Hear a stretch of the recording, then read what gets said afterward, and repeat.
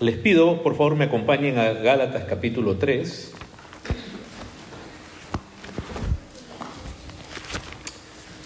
Como iglesia, todo lo que hacemos, aun cuando nos reunimos en el culto, tiene que ver con Dios, con su gloria, su plan, su propósito. Nosotros sabemos que Él tiene cuidado de nosotros, a pesar de las dificultades que pasamos de distinto tipo, pero la Biblia lo que hace es llenar, elevar nuestro corazón a conocerle a Él, a contemplarle, a estar firmes en Él. Y aquí en Gálatas, venimos estudiando esta carta ya de hace varias semanas, vemos cómo el apóstol Pablo escribe a estas iglesias localizadas en esta región de Galacia, consternado, preocupado, sorprendido, pero también firme en la exhortación, en la reprensión a ellos, porque el evangelio glorioso que él les había predicado acerca de Cristo había sido contaminado. Habían llegado otros predicadores de trasfondo judío, judaizantes, y habían comenzado a estos creyentes que habían comenzado por la fe en Cristo a introducirlos a aspectos del judaísmo que en Cristo ya están cumplidos y no son necesarios de obedecer, y los presentaban de tal manera que ellos tenían que cumplirlos para ser aceptados por Dios y para que en cierta manera ellos pudieran sentir que por sus obras estaban en buenas cuentas con Dios. Hemos dicho, hermanos, que una de las tentaciones más grandes y de los mensajes más difíciles de resistir son cuando alguien viene con mensajes supuestamente bíblicos, y nada más bíblico que el Antiguo Testamento, pero no lo enfocan bien y llevan a la gente a creer que su salvación y su relación con Dios depende de sus obras, en lugar de depender de Cristo, de lo que Cristo ha hecho y de la fe que se tiene en Él, en que Él lo hizo por uno.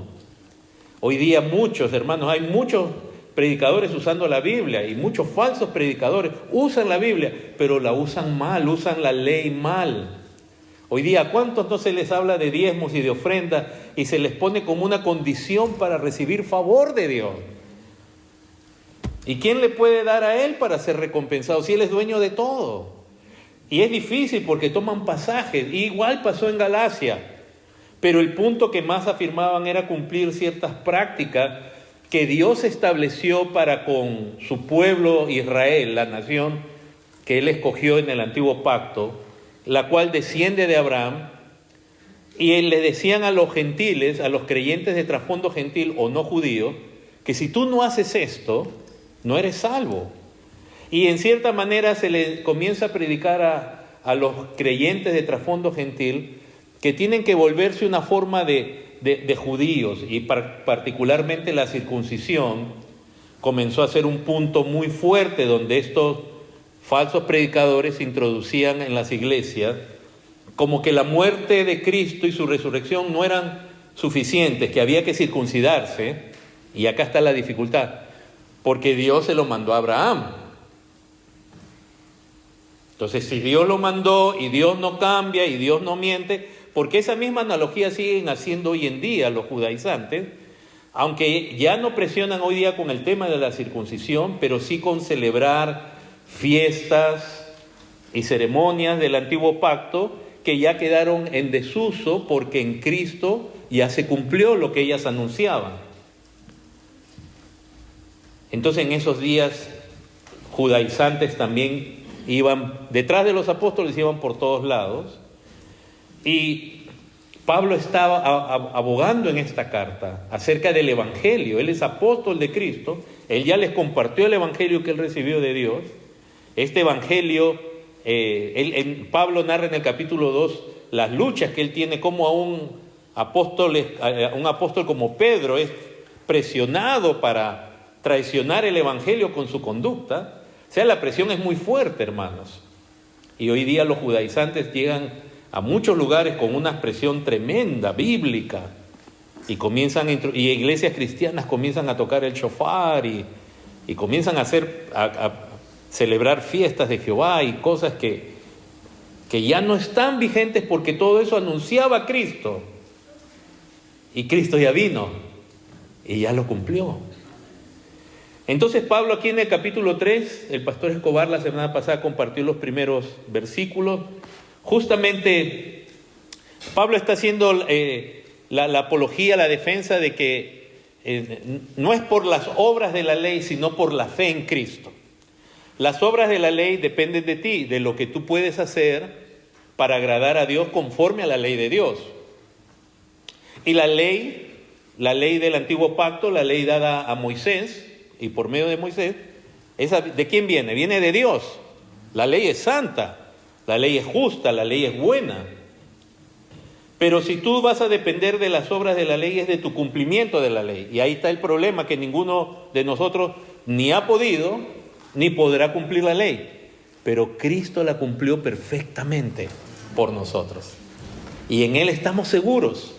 No se trata de desprestigiar la ley o decir la ley no sirve. No se trata de caer en un liberalismo y decir, o antinomianismo, que significa rechazo a la ley y decir la ley ya no vale, ya no sirve, no está vigente, nada más. No, la ley está vigente. Lo que nosotros confiamos es que para nuestra salvación el cumplimiento está en Cristo y nosotros estamos escondidos en Cristo.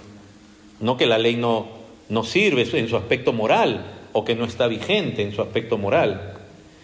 Entonces aquí Pablo está haciendo esa defensa y por eso el capítulo 3 menciona a Abraham. Yo voy a estar hoy día compartiendo particularmente del verso 15 hasta el final, pero puesto que tema primordial para los judíos, hay dos temas que son primordiales realmente, muy centrales para el judío común. Uno, que son descendientes de Abraham, ¿verdad? Ellos lo saben. Es más, ellos también saben que los musulmanes también descienden de Abraham, pero por el lado de Ismael. Entonces, pero todo judío sabe que es descendiente de Abraham. Y el otro punto que es predominante en el judaísmo hasta el día de hoy es Moisés y la ley, obviamente. Aunque los judíos de hace muchos siglos y aún ahora realmente no basan su fe en el Antiguo Testamento, sino en las tradiciones de los ancianos, que es otra cosa. Pero bueno, acá entonces Pablo está apelando a Abraham. Lo está poniendo a Abraham y lo va a poner a Abraham, del cual todos los judíos decimos nosotros somos hijos, descendientes, y le están diciendo a los gentiles en cierta manera, tú te tienes que hacer como nosotros. Pablo le va a decir, Abraham fue justificado por fe, no por obras de la ley. Y es interesante cómo Dios en su sabiduría obra a través de las edades. Porque cuando Dios se le revela a Abraham, no estaba la ley de Moisés vigente. Moisés viene mucho tiempo después, siglos después viene Moisés. Y con Moisés viene la ley. No quiere decir que la ley moral de Dios no estaba vigente. El hombre desde la creación y aún en la caída, nosotros vemos que estaban conscientes de la necesidad de redención, casos como Abel, etcétera, Job y tantos otros, y también estamos conscientes prevalecía la ley moral de Dios, y también por eso el mundo fue condenado a destrucción por agua, por la inmoralidad, la pecaminosidad de la humanidad en esos días. O sea, la ley moral de Dios estaba vigente, pero no se había dado toda la revelación como cuando se da con Moisés, con todos los preceptos y ordenanzas que Dios da a través de Moisés. Entonces Dios se le revela a Abraham antes de la ley de Moisés y hace un pacto con él siglos antes que la ley de Dios por medio de Moisés estuviera completamente revelada y vigente. Y de Abraham le promete, esto lo hemos estudiado varias veces, por eso ahora solo lo menciono. Abraham le promete una descendencia innumerable de mucha gente como las estrellas del cielo, como la arena del mar. De ahí, de Abraham viene Isaac, de Isaac Jacob, de Jacob vienen sus 12 hijos y de ahí nacen las tribus, de ahí se forma la nación de Israel. Entonces otra pregunta es, fíjense, Abraham es antes que la ley Y yo les hago la pregunta, ¿Abraham era judío? No era judío, porque Israel recién iba a venir después. ¿Qué era Abraham? Era gentil. No había nación de Israel todavía. Era como cualquier otra nación. Él era un caldeo, él vivía en Ur. Entonces, muchas veces cuando los judaizantes de ese tiempo y los de ahora miran hacia Israel, ellos mismos pierden de perspectiva el pacto de Dios, el plan de Dios redentor a través de la historia, y que su mismo padre Abraham, en cuanto a la carne, él no era judío. Y que el pacto de Dios con Abraham fue antes que la ley de Moisés. Entonces, si me permiten leer desde el verso 6, con ustedes dice, así Abraham creyó a Dios y le fue contado por justicia.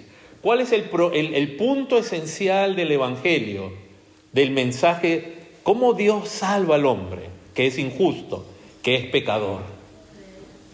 Por creer. Entonces, en la fe en Cristo, ¿qué le concede Dios al hombre? La justicia de Cristo. Y lo que acá está diciendo es, Abraham creyó, es decir, por fe, y eso le fue contado por justicia. Es decir, Abraham no tenía justicia en sí mismo suficiente, pero su fe le es contada por justicia. Por eso es que nosotros,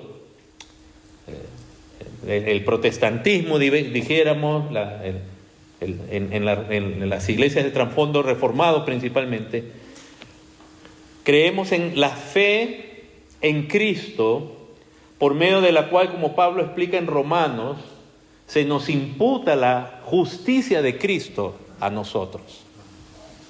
Nosotros somos injustos, pero por la fe en el justo, y que el justo toma mi lugar y recibe mi castigo por mí en la cruz.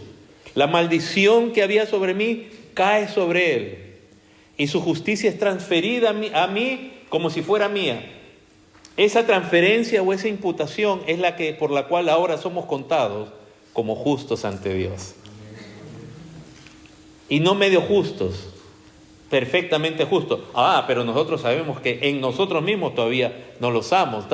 La justificación, por fe, somos lavados, somos perdonados, somos adoptados, injertados a la familia de Dios, y en ese momento comienza un proceso de santificación que no acaba de ser perfecto en esta vida, pero ya somos justos en proceso. Esa justificación, digamos, que ya es perfecta en Cristo, se está manifestando en el andar del creyente. Y un día seremos completamente hechos a la imagen de Cristo. Todo vestigio de pecado que todavía queda hoy día en nosotros será eliminado. Y seremos tal como Él es. Y en la resurrección recibiremos nuevos cuerpos sin relación con el pecado. Eso va a ser tremendo, hermano. Ahí entonces recién vamos a amar perfectamente a Dios. Y no habrá nada, ni un pensamiento, ni intención, ni nada desagradable a Dios en nosotros. ¿No quieren eso? Amén. Yo tengo problemas conmigo mismo. Espero que tú tengas problemas contigo mismo hoy día, en cómo eres, porque al ver nuestra imperfección queremos ser como Él, pero no, justamente vivimos en una esperanza, en la esperanza del Hijo de Dios, de los logros de Él, y que lo que Él ha hecho es algo seguro y que va a acabar ¿dónde? En la resurrección, como cuando vimos en la mañana que todo lo que el Padre me da vendrá a mí, y el que a mí viene no le echo fuera, y lo resucitaré. Después leíamos en Juan 6, en el día postrero. O sea que confiamos en eso, tenemos una esperanza cierta. Así Abraham, que es el padre de los judíos, Pablo está diciendo, él también fue justificado por fe, no por las obras de la ley. No había ley. Y claramente la Biblia dice que él creyó a Dios y le fue contado por justicia. Eso está tomado del libro de Génesis. Vamos a ir ahí en un momento, en Génesis 15, que se narra esto. Génesis 15:6, que creyó a Abraham a Dios y le fue contado por justicia. Sabed, por tanto, que los que son de la fe, estos son hijos de Abraham. Este es algo fuerte, porque él está diciendo, no por el hecho de ser circuncidado o descendiente de Jacob, tú ya eres hijo de Abraham. Los que son de la fe son los verdaderos hijos de Abraham. Que es lo mismo que Pablo dice en Romanos, cuando él entra a argumentar acerca, en el capítulo 9, de que quiénes son los verdaderos hijos de Abraham. Entonces los verdaderos hijos de Abraham son los que tienen fe. Verso 8 dice, y la escritura, que es la palabra de Dios, previniendo que Dios había de justificar por la fe a los gentiles. O sea, ya no solo a judíos, sino a gentiles, los cuales somos nosotros, dio de antemano el evangelio, o la buena nueva, o la buena noticia, o el buen anuncio de Dios. Cuán bueno es Dios. Abraham diciéndole, en ti serán benditas todas las naciones. O sea, como para que a través de en la misma escritura, para que nadie diga, oh, lo que Pablo está diciendo es una nueva doctrina. Él cambió el judaísmo. Esa acusación ustedes la van a encontrar muchas veces. Estaba escuchando a alguien hace unos días que justamente afirmaba eso, que Pablo cambió el judaísmo y las ideas de Pablo son ajenas. No, él está usando la misma escritura donde Dios le dice a Abraham, en ti serán benditas. No dice solo los descendientes tuyos, todas las naciones de la tierra. ¿Ok? Verso 9, de modo que los de la fe son bendecidos con Abraham. ¿Algo me comí ahí? Con el creyente Abraham. O sea, no es solamente Abraham en su aspecto natural y descender de él. Y ahora él habla de ser bendecido con Abraham. Verso 10. Ahora, contraste. Porque todos los que dependen de las obras de la ley, ¿qué es lo opuesto a la fe? Es depender, ¿qué es lo opuesto a la fe en Dios? O sea, creerle a Dios en decir, yo he hecho esto a tu favor, he hecho un pacto a tu favor, esto es lo que yo estoy logrando, y tú lo crees y eso te imputa fe. ¿Qué es lo opuesto a eso? Depender de las obras de la ley. Y dice, los que dependen de las obras de la ley están bajo ¿qué? ¿Ven el contraste con el verso 9? Los que son de la fe son bendecidos, bendición, pero los que dependen de la ley están bajo. ¿Por qué? Porque la misma ley que es santa dice, maldito todo aquel que no permaneciere en todas las cosas escritas en el libro de la ley para hacerla. O sea, o es por fe en Dios, en Cristo, o eres tú dependiendo de tu cumplimiento de la ley. Pero si tú quieres depender de tu cumplimiento de la ley, estás bajo maldición, porque la misma ley te pone sentencia. Nos pone sentencia porque si no cumplimos todo perfectamente, basta que quebrantemos un pecado y ya estamos bajo maldición. El que ha quebrantado un pecado ha quebrantado toda la ley. Ya la manchó. Es como tener una sábana blanca y lanzar una mancha. Ya nadie puede decir que ya la sábana está manchada. ¿No? Uno tira una tinta, cualquier cosa, ya se manchó.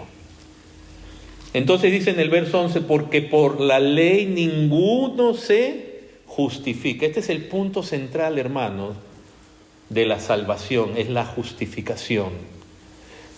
Hermanos, siempre recuerden que el punto de la salvación no es tanto que Dios me bendiga y tantas cosas que se dicen hoy, sino es la justicia que nosotros no tenemos y que ha sido provista para nosotros en Cristo Jesús. Y ser hechos justos en Cristo Jesús. Y eso es algo glorioso y enorme, hermanos. Pues nosotros somos de por sí, por naturaleza, injustos pecadores. Y ser considerados justos ante Dios por fe en un instante, eso es algo muy, muy glorioso. que Dios le conceda a un pecador como tú y como yo ser considerado justo y tener acceso a todos los beneficios en Cristo que hay entre el Padre y el Hijo. Ya me puedo ir, hermanos. Yo ya me puedo ir. ¿Se imagina ese privilegio con Dios? Verso 11 dice, por la ley ninguno se justifica para con Dios, es evidente, porque el justo por la fe vivirá. Y Pablo ahora de nuevo está tomando otro pasaje de la Escritura, del Antiguo Testamento, Habacuc 2. El justo vivirá por fe. Entonces, la justicia de Dios, por la fe en Dios, por la fe en Cristo, somos justificados, somos hechos justos, y como justos seguimos viviendo por fe. El justo vivirá por fe.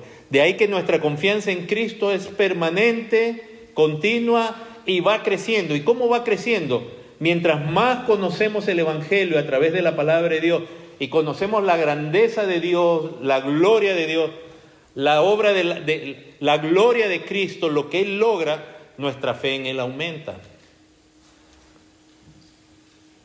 Vivimos por fe. Verso 12, y la ley no es de fe, sino que dice, el que hace estas cosas vivirá por ellas. Confía en Cristo. Por eso Él se hizo hombre, para representarte a ti y a mí. Confía en Él. Que Él sea tu Salvador y que en Él tengas seguridad. Verso 13, Cristo nos redimió de la maldición de la ley. La ley maldice porque si uno no la cumple hay maldición. Pero Cristo fue hecho por nosotros maldición, porque está escrito, maldito todo aquel que es colgado en un madero. Acá Pablo acepta que nuestra condición antes de la fe es de estar bajo la maldición de la ley. Y eso es tremendo y es importante, hermano. Hay que entender que toda persona sin Cristo está bajo maldición, bajo condena. Permíteme decirlo esto con cuidado, ¿no? Con cariño, con aprecio en cierta manera, pero aún tus seres queridos y amistades que no han puesto su fe en Cristo para ser justificados, ellos pueden sentirse los más felices del mundo. Y tú caes en un gran error si tú le oras a Dios a ellos por solamente que tengan trabajo, salud. Si no han creído en Cristo, están bajo condenación. Porque un día van a enfrentar al juez justo. Y el Padre ha entregado todo juicio al Hijo. O sea, aquel mismo que dio su vida por nosotros también va a juzgar a los hombres. Y ahí ningún injusto puede pasar. Decimos por agua tibia. La injusticia nuestra pecaminosidad ante Dios es muy grave.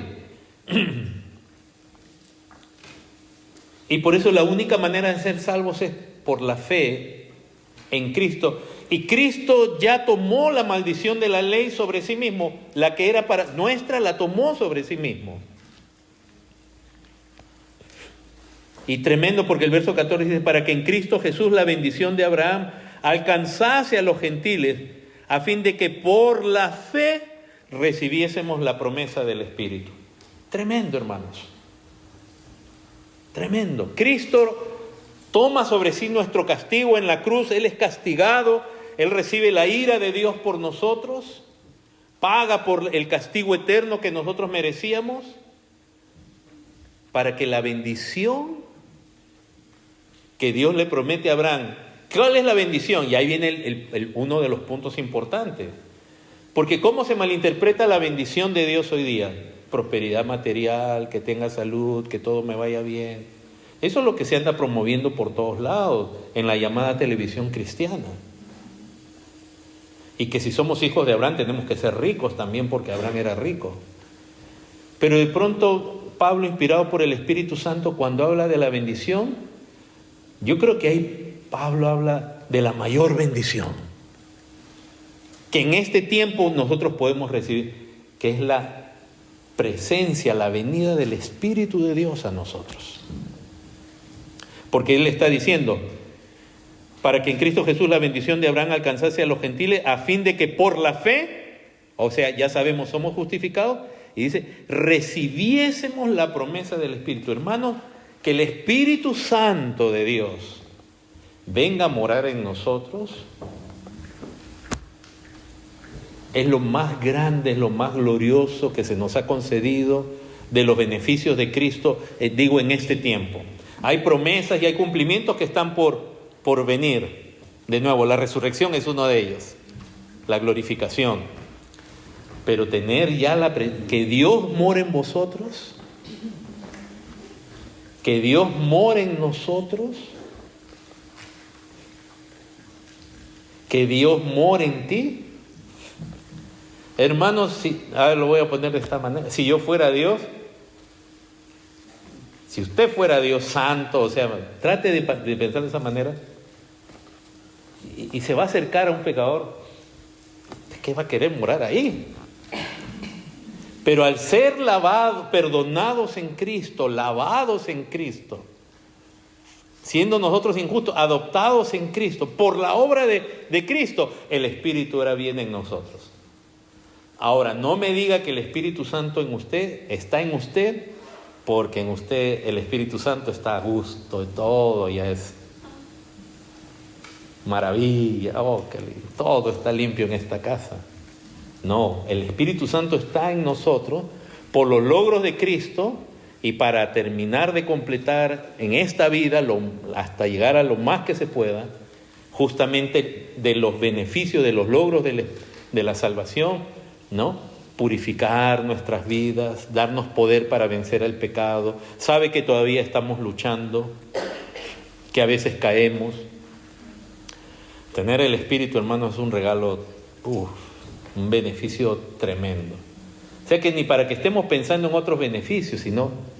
Verso 15. Ahora miren, hermanos, hablo en términos humanos, un pacto. Y Pablo presenta entonces esta obra de Dios con Abraham y el beneficio para nosotros, aún como creyentes, como un pacto. Y esto es importante, es un pacto. Un pacto, aunque sea de hombre, aún entre los hombres. Una vez que sea ratificado, nadie lo invalida ni le añade. Bueno, esto es lo que se supone que es un pacto, ¿verdad? En la realidad nosotros sabemos que los pactos se invalidan entre los hombres. Pero lo que debiera ser es que un pacto, una vez determinado, no se puede invalidar, ni añadir, ni quitar. Ya está hecho el pacto. Verso 16. Y entonces va a presentar lo que Dios hizo con Abraham como un pacto. Dice, ahora bien, a Abraham fueron hechas las promesas y a su simiente. No dice y a las simientes como si hablase de muchos, sino como de uno y a tu simiente, la cual es Cristo. Aun cuando Dios hizo este pacto con Abraham, del cual va a descender a Israel, Abraham era una persona que iba a vivir una cantidad limitada de años, ¿no? 175 años.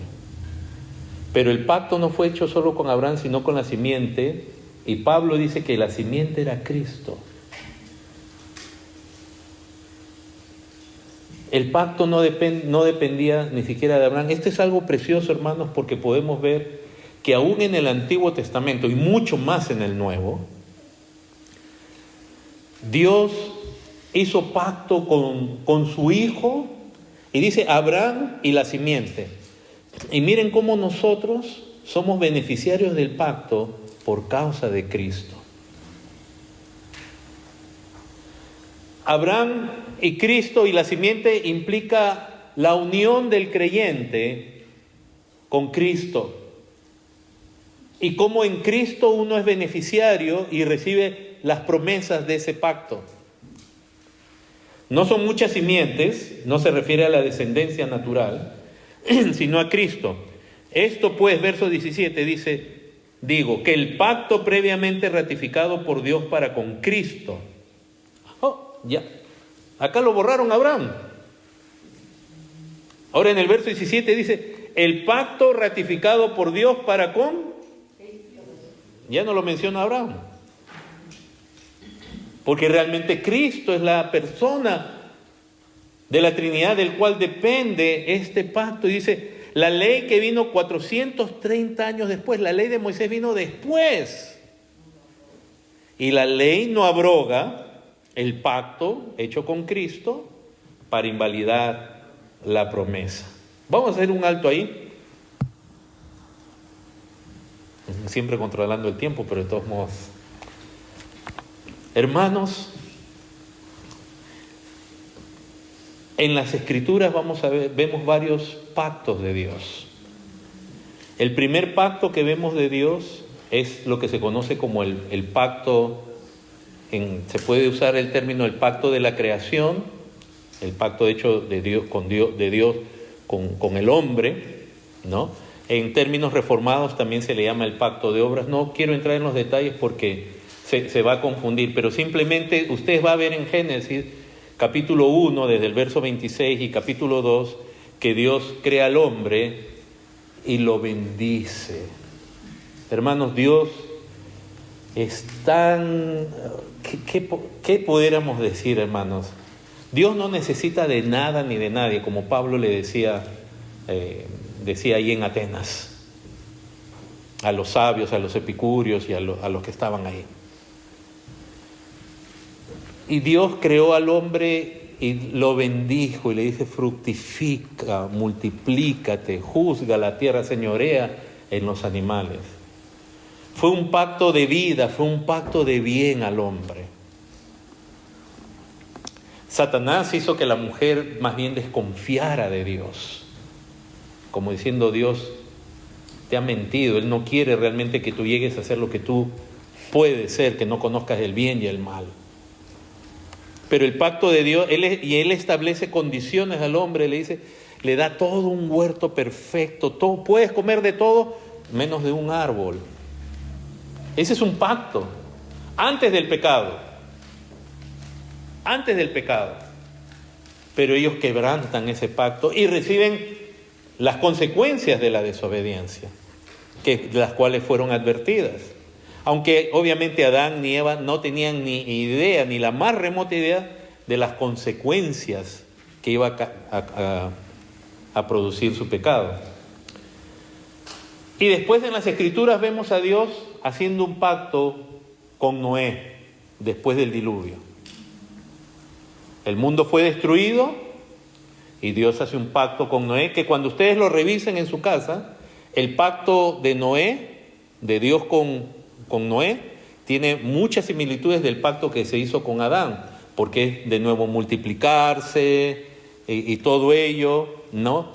Ya el mundo está bajo condición de pecado, obviamente, pero lo que quiero que nosotros veamos es cómo usted puede ver en las Escrituras que de la intención original de Dios, todos los pactos que después vamos a ver van en esa perspectiva, llamémosle general, de Dios hacerle un bien al hombre, que Dios no necesita del hombre. Es un Dios de amor, es un Dios de gracia, es un Dios de abundancia, es un Dios generoso.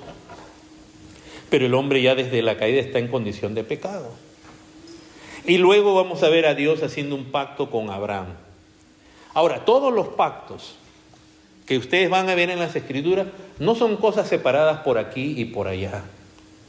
No son exactamente tampoco idénticos, pero es como una continuación. Es el mismo Dios manifestando su carácter, su obra a través de los siglos hasta llegar a Cristo. Y hermanos, algo que vemos es que todos los pactos de Dios parten de algo que en teología reformada se le llama el pacto de redención, que es el acuerdo que hubo en la deidad, en la Trinidad, aún antes de crear todas las cosas. Si me acompañan por un momentito a Primera de Pedro.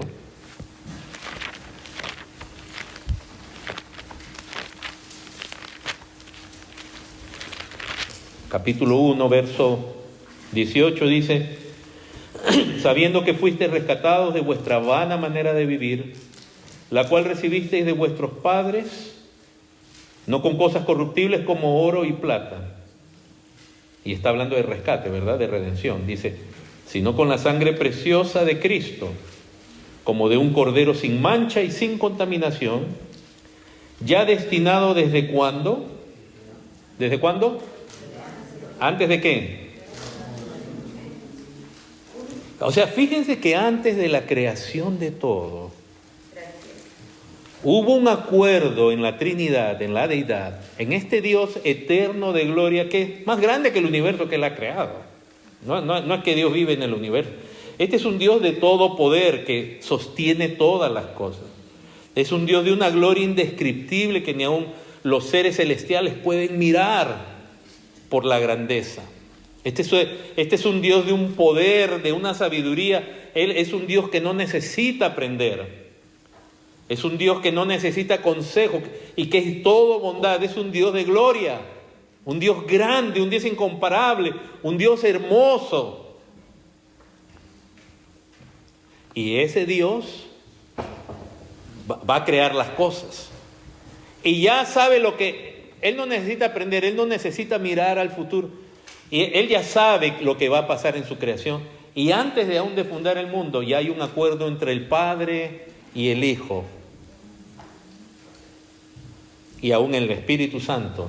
Porque la obra de redentora, salvador, es una obra trinitaria, donde cada una de las personas de la deidad cumple un rol. El Padre no fue quien murió en la cruz, fue el Hijo, tampoco fue el Espíritu Santo. El que regenera al hombre, lo cambia, lo hace nacer de nuevo, no es el Hijo, es el Espíritu Santo. Y entonces así distintos pasajes, pudiéramos... Hay muchísimo. De Efesios 1 nos habla de que fuimos escogidos antes de la fundación del mundo. O sea, todo lo concerniente a la salvación, aún la elección, fue hecha antes de la formación del mundo. Ahora, cuando el hombre es creado y nos muestra entonces la buena disposición de Dios con el hombre. Todo era perfecto, no había nada malo. El hombre fue hecho creado bueno, fue creado santo, pero él se corrompió. Y eso no lo agarra por sorpresa a Dios. En su eterno, infinito amor, Él diseñó un plan de salvación, el único que podía existir, que involucraba que el Hijo de Dios se haga hombre para representarnos, porque nuestro primer representante, Adán, falló. Y necesitábamos a alguien que nos represente, perfecto, sin mancha, apartado de los pecadores, justo. Y ese es Jesucristo. Entonces, en los pactos, y en el pacto de Abraham vemos esa misma naturaleza, carácter de Dios, de hacerle bien. Porque ¿qué le dijo Dios a Abraham? En ti serán benditas todas las familias de la tierra. Todas las familias, no solamente sus descendientes según la carne, los judíos, pero esa expresión que dice ahí en Génesis 12, en ti serán benditas, en tu simiente serán benditas, benditas. De nuevo, una mente carnal interpreta la palabra bendición, wow, me va a ir bien, voy a tener riquezas, voy a ser el director de mi empresa, porque en una mente terrenal la bendición es terrenal, como la mente de Esaú. Para él ser bendecido fue recibir bendición terrenal. Pero para aquel que ha nacido de nuevo, ser bendecido es lo que dice Efesios 1:3, cuando Pablo dice así: bendito sea el Dios y Padre de nuestro Señor Jesucristo. Él dice bendito. Y luego dice, el cual nos ha bendecido, dice, con toda bendición espiritual en los lugares celestiales en Cristo. Y no solo dice, nos va a bendecir, nos ha bendecido, dice, y con toda bendición espiritual. En esta vida Él pasó oprobios, persecuciones, pasó penurias. Él sabía que la bendición era algo y escapaba más de lo terrenal que la mente carnal busca. que era algo eterno. Y esa promesa que se le hizo a Abraham de nuevo fue un pacto. Dice, o es parte de un pacto. Verso 17, nuevamente, el pacto previamente ratificado por Dios para con Cristo, la ley que vino 430 años después, no lo abroga para invalidar la promesa, porque si la herencia es por la ley, o sea, la herencia de las promesas, si es por cumplir la ley, ya no es por la promesa, ya no es por fe solamente. Pero Dios la concedió a Abraham mediante la promesa. ¿Y qué hizo Abraham? Creyó a Dios. Y eso le fue contado por justicia. Hermanos, creer es confiar. Tener fe es confiar en Dios. Confiar que lo que Él ha dicho es verdad. Y que lo va a lograr.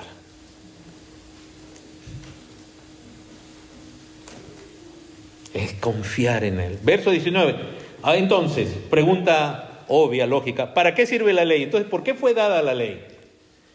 Y dice, fue añadida a causa de las transgresiones, hasta que viniese, ¿quién? La simiente, Cristo, a quien fue hecha la promesa.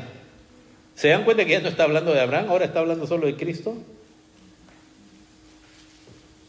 Y fue ordenada por medio de ángeles en manos de un mediador. ¡Wow! Un mediador, ¿no? Moisés, por mano de ángeles, o sea, esto es algo glorioso. La ley fue añadida. ¿Por qué entonces de 430 años Dios manda la ley por medio de Moisés? Por las transgresiones. Y acá lo voy a explicar.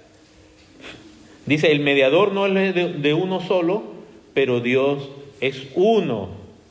Luego, ¿la ley es contraria a las promesas de Dios? ¿Es la ley contraria a las promesas de Dios? En ninguna manera. ¿Por qué? Si tú pudieras cumplir la ley, ¿tú obtendrías las bendiciones o no? Pero nosotros todos hemos sido merecedores de maldición porque no hemos cumplido la ley. Entonces tú tienes dos caminos.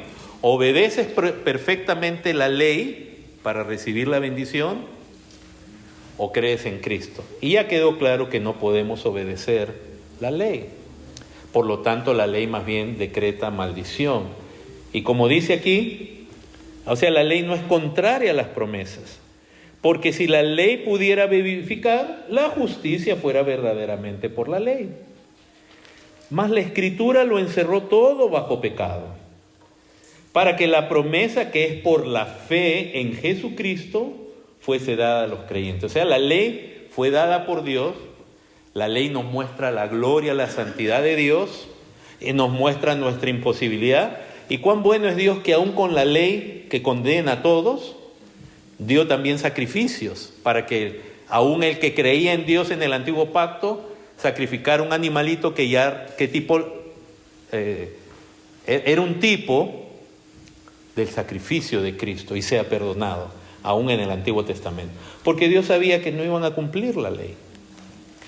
Cuando el pueblo de Israel estaba por recibir la ley, le dicen a Moisés, habla tú con Dios. Habla tú con Dios. Ellos tuvieron miedo de acercarse a Dios. Y nosotros vamos a cumplir todo, dijeron. Y no pudieron. Ya nomás cuando Moisés estaba en el monte, ellos cayeron en idolatría. Entonces la ley no es contraria a las promesas, pero la ley no puede vivificar al hombre por causa de su pecado. No puede justificar. Sino entonces para que la promesa quede en la fe de Jesucristo. Verso 23. Pero antes que viniese la fe, estábamos confinados bajo la ley, encerrados para aquella fe que iba a ser revelada. De manera que la ley ha sido nuestro ayo o nuestro tutor para llevarnos a Cristo. La ley nos lleva a Cristo porque vemos que no la podemos cumplir, pero nos va a mostrar aquel que sí la cumplió, para creer en él. Dice, a fin de que fuésemos justificados, no por las obras de la ley, sino por la fe, añado en Cristo. Verso 25, pero venida la fe, ya no estamos bajo ayo, o sea, ya no estamos bajo el tutor que es la ley. No tenemos que cumplir las ordenanzas, porque ya estamos justificados en Cristo. Y ahora verso 26 dice, pues todos, o sea, judíos y gentiles, todos sois hijos de Dios por la fe en Cristo Jesús. Uno de los beneficios es ser hecho hijo de Dios por la fe en Cristo Jesús. Verso 27, porque todos los que habéis sido bautizados en Cristo, que significa sumergidos en Cristo, todos los que están en Cristo, están revestidos de Cristo. Si tú estás en Cristo, estás cubierto por Cristo.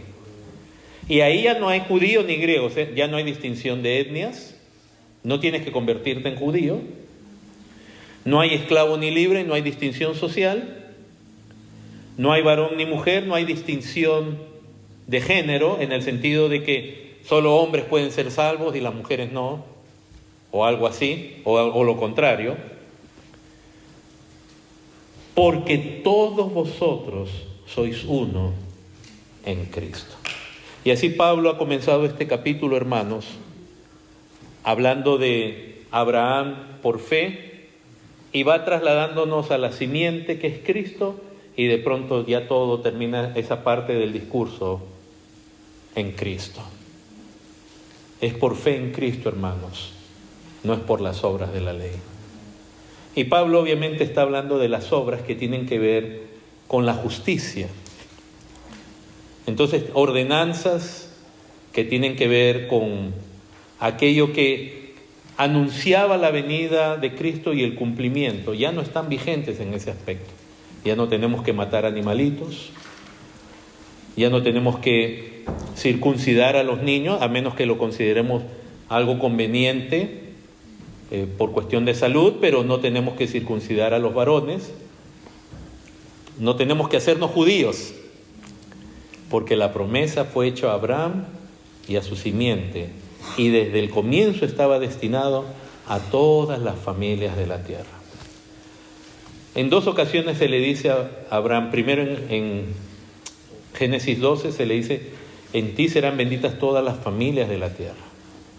Más adelante se le dice, en ti serán benditas todas las naciones de la tierra. Y a Isaac se le repite la misma bendición. Cuando él iba a morar en Gerar y Dios se le aparece, le repite lo mismo. En ti serán benditas todas las naciones de la tierra.